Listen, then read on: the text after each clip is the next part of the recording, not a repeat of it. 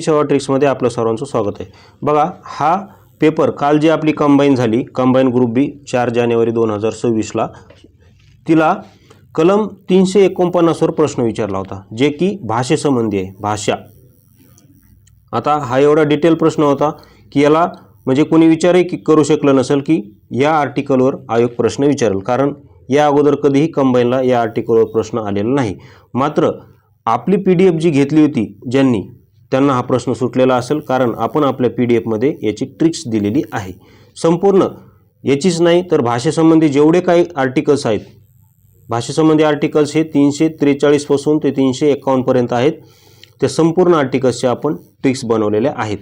म्हणजे संपूर्ण पॉलिटी कलम 1 पासून ते 368 पर्यंत संपूर्ण आर्टिकल्सचे आपण ट्रिक्स बनवलेले आहेत। आणि याची जर तुम्हाला PDF हवी असेल तर तुम्ही 84 21 90 83 84 या नंबरवर संपर्क करू शकता। तसेच आपली MP सेवा ट्रिक्स आहे हे टेलिग्राम चॅनल आहे, ते जॉईन करा। त्यावर मी संपूर्ण हे टाकले, ते तर तुम्ही प्रूफ पाहू शकता।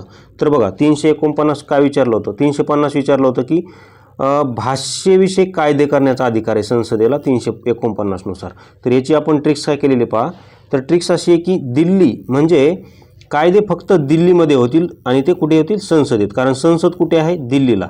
कारण भाषेविषयी कायदे करण्याचा अधिकार फक्त संसदेला आहे आणि संसद कुठे आहे, तर दिल्लीमध्ये। मग अशी आपण ट्रिक्स काय केली, दिल्लीच का म्हटलं, त्याचं कारण असं आहे की दिल्लीचा जो काही D आहे तो ABCD नुसार 4 नंबरला येतो आणि त्यानंतर D नंतर I येतं, तर ते I 9 नंबरला येतं। म्हणजे 4 आणि त्यावर 9 किती झाले, 49। म्हणून कलम 349 आहे भाषेविषयी कायदे करण्याचा अधिकार, जो की फक्त दिल्लीमध्ये केले जातात आणि तो संसदेला अधिकार आहे।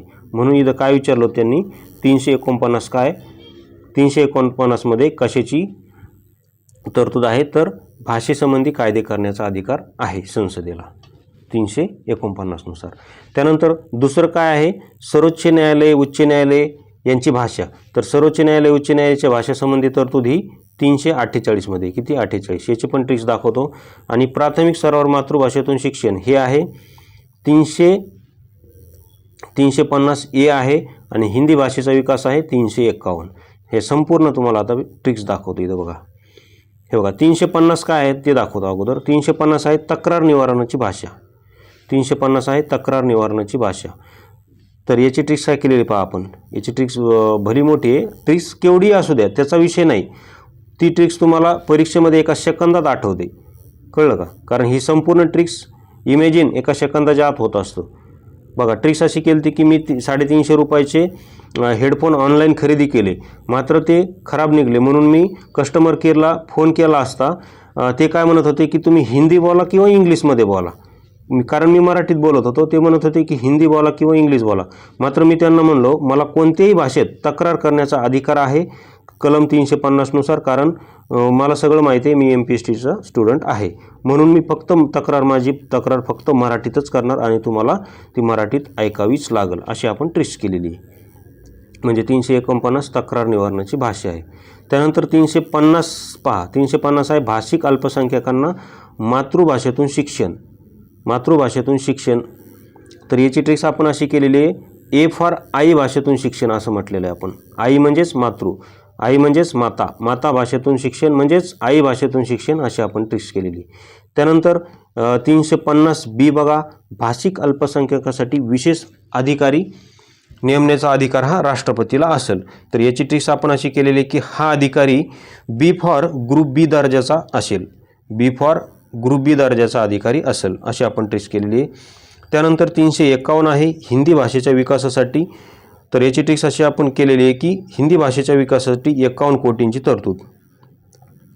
हिंदी भाषेच्या विकासासाठी किती कोटीची तरतूद, तर 51 कोटीची तरतूद हिंदी भाषेच्या विकासासाठी, अशी आपण ट्रिक्स केलेली।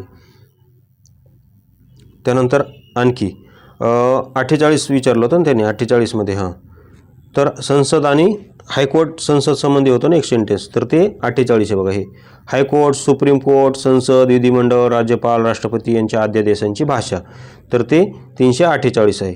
मग याची ट्रिक्स काय आपली, हायकोर्टाची भाषा। मग हायकोर्टाचा एच किती नंबरला येतो ABCD नुसार, 8 नंबरला। म्हणून 348 मध्ये शेवटी 8 आहे, म्हणून 348 आहे हायकोर्टाची भाषा। हे बघा इथे त्यांनी दुसरं सेंटेन्स विचारलं ना, हे बघा सर्वोच्च न्यायालय उच्च न्यायालय यांची भाषा, तर हे 348 आहे, हे 348मध्ये येतं, कारण याची ट्रिक्स आपण 48च्या शेवटच्या 8वरून हायकोर्टाची भाषा अशी ट्रिक्स केलेली आहे आपण, हायकोर्ट भाषा.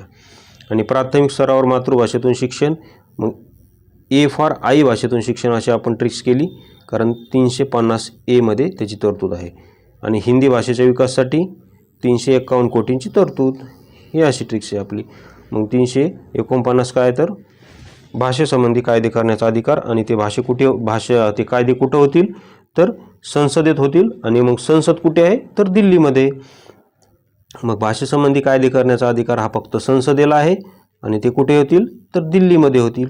म्हणून हे 349 काय आहे तर कायदे करण्याचा अधिकार.